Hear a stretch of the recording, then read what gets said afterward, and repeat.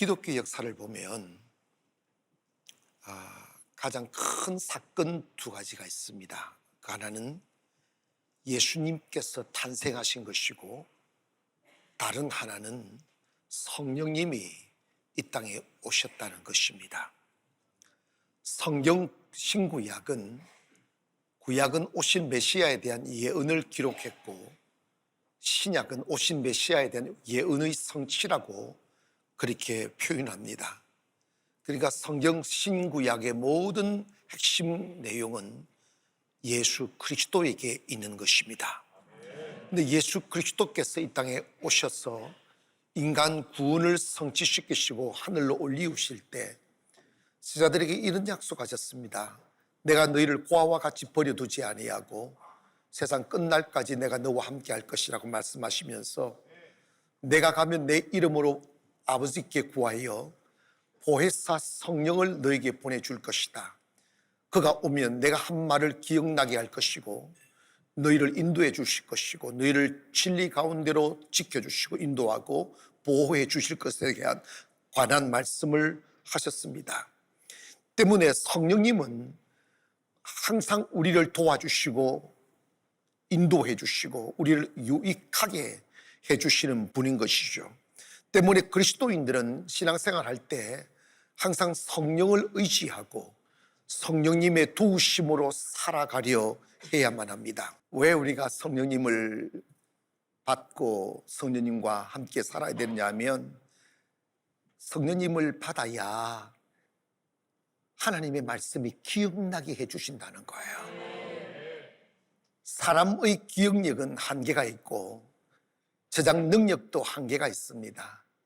우리가 많은 모든 정보, 어떤 위기를 만날 때, 사람을 만날 때, 사업을 결정할 때, 새로운 길을 선택할 때 어느 길이 맞는지, 어느 길로 가야 하는지, 누구를 만나야 어떻게 해야 되는지 인간이 어떻게 답을 낼 수가 있어요?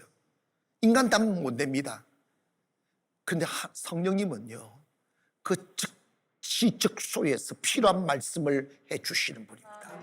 요한복음 16장 4절에 보니까 오직 너희에게 이 말을 한 것은 너희로 그 때를 당하면 내가 너희에게 말한 이것을 기억나게 하리 함이요 그라고 했어요. 누가복음 12장 11절에 보면 사람이 너희를 회당이나 위정자나 권세 있는 자 앞에 끌고 가거든 어떻게 무엇으로 대답하며 무엇으로 말할까 염려하지 말라. 마땅히 할 말을 성령이 곧 그때에 너희에게 가르치라고 했었어요.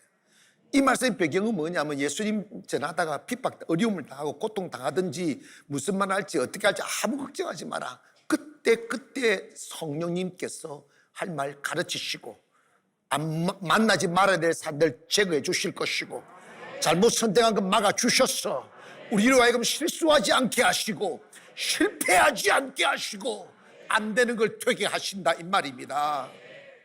한 번은 예수님의 제자들이 세계 각지에서 모여든 사람들 앞에 설교를 하게 되었어요. 근데 유대 주류 사람들을 볼 때 깜짝 놀랄 일이 생긴 거예요. 저들은 범인이라고 그랬어요. 무식한 사람이라고 그랬어요. 저들 학벌도 없는 무식한 사람들인데 어떻게 저들이 저렇게 유창하게 서기관들과 같지 않는 권세 있는 말로서 말씀을 전할 수 있느냐, 이게 어찌된 일인가 하며 막 놀라고 있었어요. 그 이유는 뭐냐면 그들은 학교를 나오지 않았어요.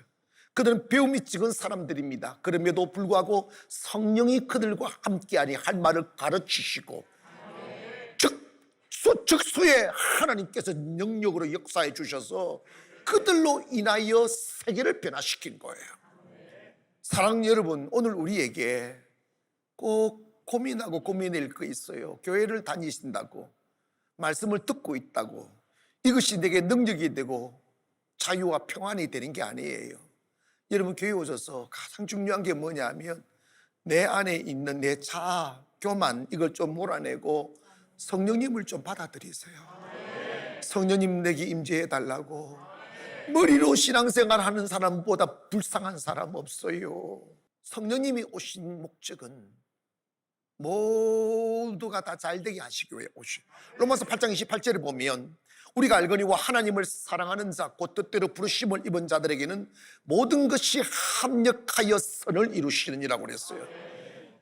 요한복음 16장 7절에 내가 너에게 실상을 말하노니 내가 떠나가는 것이 너에게 유익이라고 그랬어요. 이 말씀은 뭐냐면 성령님은 우리를 유익하게 하신다는 거예요. 성령님이 오시면 네 삶에 도움이 된다는 거예요. 할렐루야. 요한복음 16장 13절은 그가 너희를 모든 진리 가운데로 인도하시리니 그가 자의로 말하지 않고 오직 듣는 것을 말하시며 장래의 일을 너희에게 알리시리라. 성령님은 우리를 도와주시고 알려주시고 우리를 진리 가운데로 인도해 주시고 오만 일 다 도와주셔요. 예전에 한 목사님이 이런 말씀하시더라고요. 하루에 5번씩만 그냥 성령님 불러보라고. 하루에 5번씩만이라도 성령님 부르시면 잘 살게 된다는 거예요. 모든 부유가 주님 갖고 계십니다. 모든 인생의 흥망성쇠를 성령님이 갖고 계신다고요. 성령님 가까이 하기를 원합니다. 그러면 성령님 도와주셔요. 아브라함 링컨이 노예 해방 전쟁을 했잖아요. 거의 남북 전쟁이라고 그러는데, 근데 7년 동안 전쟁을 하면서 같은 동족끼리의 싸움이니까 다 예수 믿는 사람들끼리 싸운 거예요. 근데 링컨의 참모들이 링컨한테 이런 말을 했다는 거예요. 대통령님, 이 전쟁은 하나님이 함께 주는 쪽이 이길 것 같습니다. 하나님이 우리 편이 되어 주었으면 좋겠습니다. 이런 말을 했다는 거예요. 그때 링컨이 하는 말이 하나님이 우리 편, 하나님은 언제나 우리 편이다. 그러나 우리가 하나님 편에 서야 하나님이 우리 편 되어 주신다. 사랑하는 여러분, 교만한 사람들은 지 맘대로 다 일해놓고 힘들 때 하나님 도움 청합니다. 성령의 사람은 그렇지 않아요. 항상 무슨 일을 하여도 성령님에게 묻고 성령님이 결정하는 대로 가고, 하나님이 내 편 되게 하는 게 아니라 내가 하나님 편에 앉아 있어 보세요. 주님 다 주신다니까. 그래서 내가 그랬어요. 그 목사 지금까지는 혹시 장께 불이 쓸지라도 장께 부리지 말아라. 추릭 쓰지 말아라. 그냥 하나님으로 답을 얻어라. 하나님이 굶기면 그냥 굶고 하나님 주시면 먹어라. 성령이 인도하는 데 한번 가봐라. 그러면 된다. 받아들이더라고요. 사랑하는 여러분, 왜 성령을 거부할까요? 교만해서 그래요.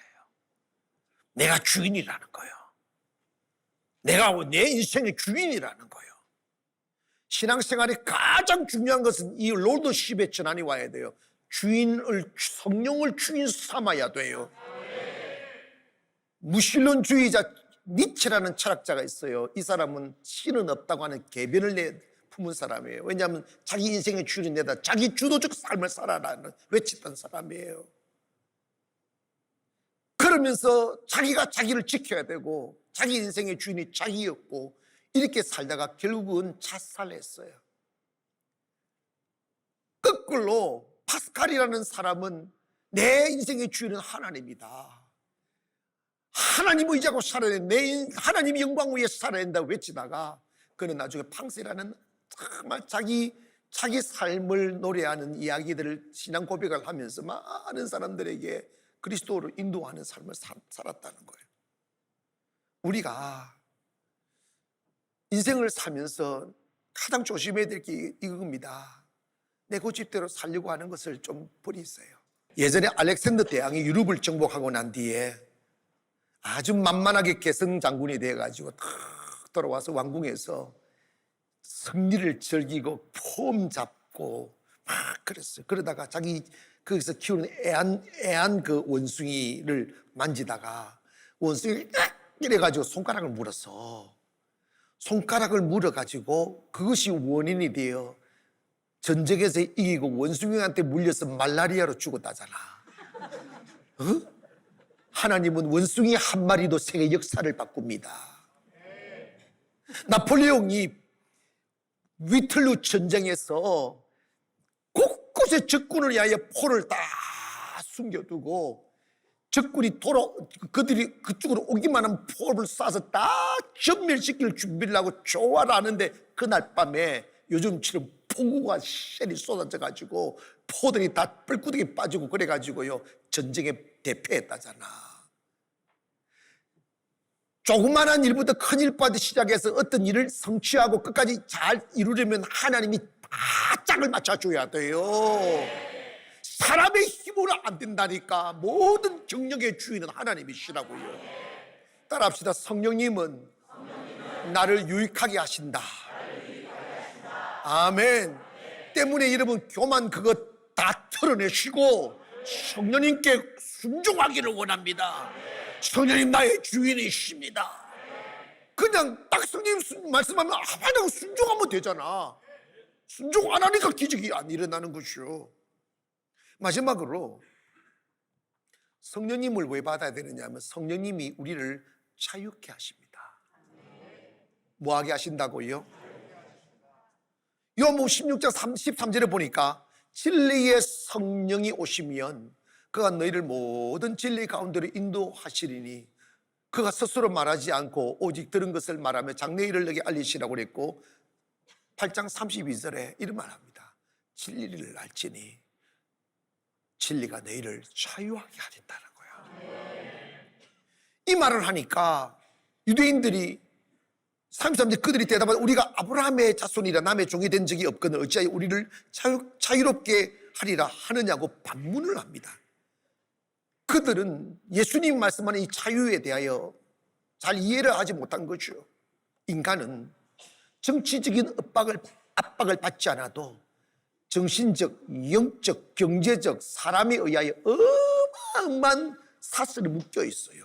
압박당하고 막 짓눌려 있고 겁먹고 두려워하고 이게 다 사슬들이에요. 우리가 세상에 나가야 되는데 세상에 겁이 나는 거예요. 실패할까 봐, 사람들이 날 냉대할까 봐, 사고당할까 봐, 안 될까 봐 묶여 있는 거예요. 세상을 향해 문을 열고 도전하고 하나님의 나라를 세우려면 자유가 주어져야 돼요. 내 생각의 자유, 마음의 자유. 교회 안에 들어가 보면요 온갖 잡다한 사슬로 묶여 있어요. 사람과 사람 묶여 있고 돈에 묶여 있고 체면이 묶여 있고 다 묶여 있어요. 그 여러분 진리 안으로 들어가기를 주의 이름으로 축원합니다. 저는요 아무에게도 묶이지 않아요. 아무에게도 묶이지 않으려고 몸부림을 쳐요. 돈에 진짜는 안 묶여요. 나는 지금까지 돈 가지고 일해본 적이 없어요. 그냥 다 되잖아요. 하면 안 해. 다 봐놓고. 사람한테도 안 묶여요. 여러분 있잖아요. 이런 교회 하나 지으려면 회의는요 100번을 해야 될 거예요. 장로님 회의했어요? 안 했어요? 한 적 있어요? 없어요? 안 했지. 왜냐면 회의할 일이 없어요. 왜? 어차피 회의해도 답이 안 나와요. 이 땅 살 때도 3일 딱 남기니 하나님 기적이 3일 만에 비밀리 혼자서 이게 사버렸어요. 대책 없어요. 그런데 축축축축축축축축축축축축 됐어요. 축축축축축축 돼서 한 번도 그 집돌이 없었어요. 현실 보고 사람 보고 호주머니 보면요 숨 막혀서 못 살아요. 하나님 의지하는 거예요. 여러분 돈에서 자유하기를 원합니다. 하나님 돈 믿고 사는 사람 진짜 싫어해요. 그리고 목회자가 제일 약한 게 사람이에요. 저 사람이 은혜 못 받으면 어떡하나, 시험 들면 어떡하나, 떠나가면 어떡하나, 나 싫어하면 어떡하나, 이런 것에 대해 꽉 묶여 있어서 눈치 보고 아부 떨고 그냥 마음이 없는 말 하고 그래요. 또 뭔가 진짜 대한민국 교회 보면 장로님과 목사님 사이가요 항상 너와 나 사이는요 5m 거리예요. 진짜라니까 내가 왜 모르겠어. 얼마나 위선적이에요. 얼마나 가식적이고 얼마나 거기에 자유가 없습니까? 무슨 말하면 장로 눈치 보고 또 목사 눈치, 서로 눈치 보는 거예요. 그 왜 그렇습니까? 탐욕이 들어가 있기 때문에 그래요. 거짓이 들어가 있기 때문입니다. 목사가 사람 믿고 목회하면 그 사람 종 되잖아. 하나님 의지하고 돈 의지하지 않고 하나님 의지하는데 누구 눈치 봅니까? 저 목사 세네. 아니요, 나 안 세요. 이거 믿음이라고요. 너는 장로님하고 뭐 만나면 이래요. 나한테 기분 나쁜 일 있어요? 물어봐요. 진짜로. 벽 없어요. 아니요. 얘 왜냐하면 인간적인 기대가 없으니까. 인간적인 그 어떤 니디가 없어요. 나 필요한 그 주님이 주실 거라고. 내가 원하는 그 주님은 나한테 받을 거라고 생각하는데 누구한테 기대를 합니까? 나는 경험해 보았어요. 하나님 앞에 충성하면 하나님이 채우시더라고. 하나님 앞에 헌신하면 하나님이 필요를 채우시더라는 걸 나는 경험했기 때문에. 제가 얼마나 당당했으면 건축하면서 여러분 주님 사랑하지 않으면 헌금도 하지 말라고 하겠어요. 그 이유는 이곳이 주인이 성령님 되게 하시려고, 하나님이 마음껏 일하게 하시려고. 주님 말씀하셨어요. 코로나 기간에 막 마음이 두려워질 때 너 걱정하지 마라. 코로나 끝나면 영적으로 살고자 하고 병든 자, 힘든 자, 살아있는 교회를 찾아 헤매일 거라고. 그날이 올 거라고.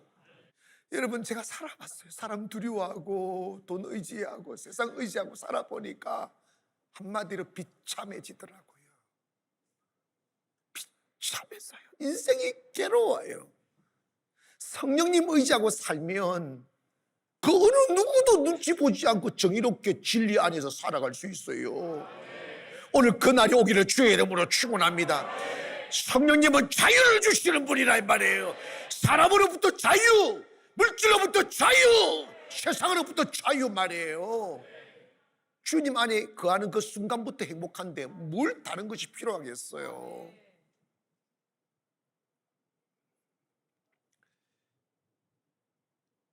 (1963년 8월 28일이라고 하는데) 미국 마틴 루터 킹 흑인 목사님이 계셨죠.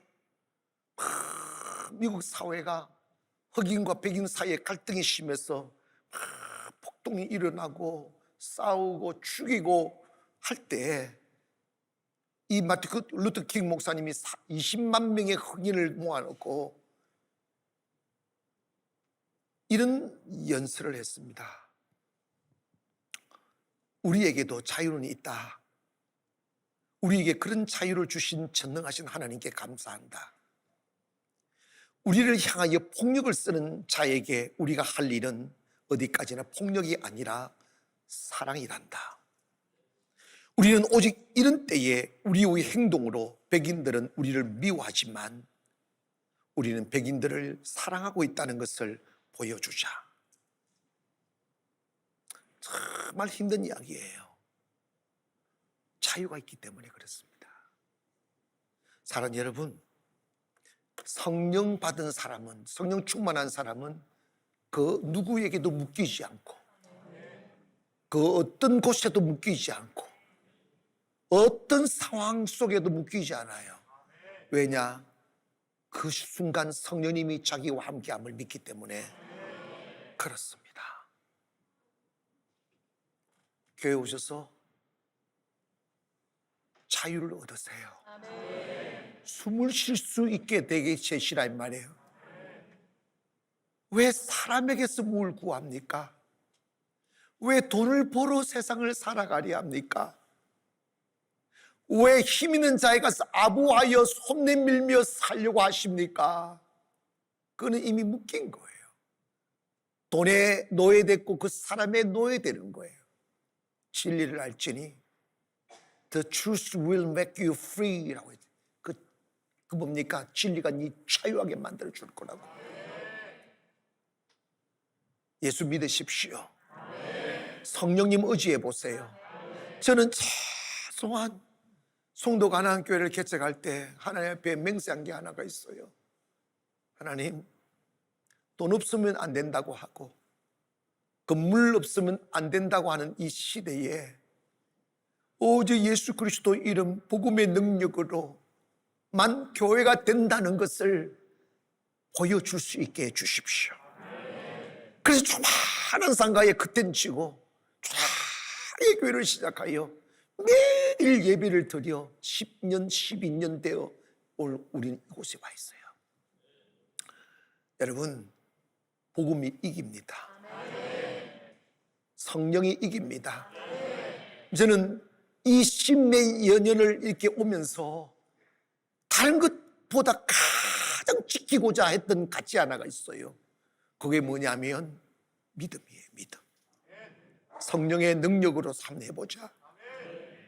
그래서 답이 없을 때, 캄캄할 때 저를 위로하고 다시 숨 쉴 수 있게 만드는 방법이 뭐냐면, 때가 되면 하나님이 어떻게 하실 거야, 때가 되면 하나님이 어떻게 하실 거야 하며 낙심하는 내 마음을 추스리는 일밖에 없었어요.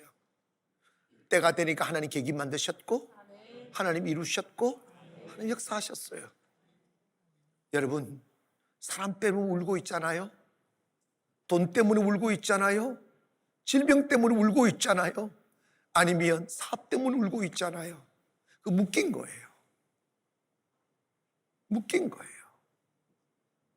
성령님 아십니다. 성령님은 길을 내시고 계세요.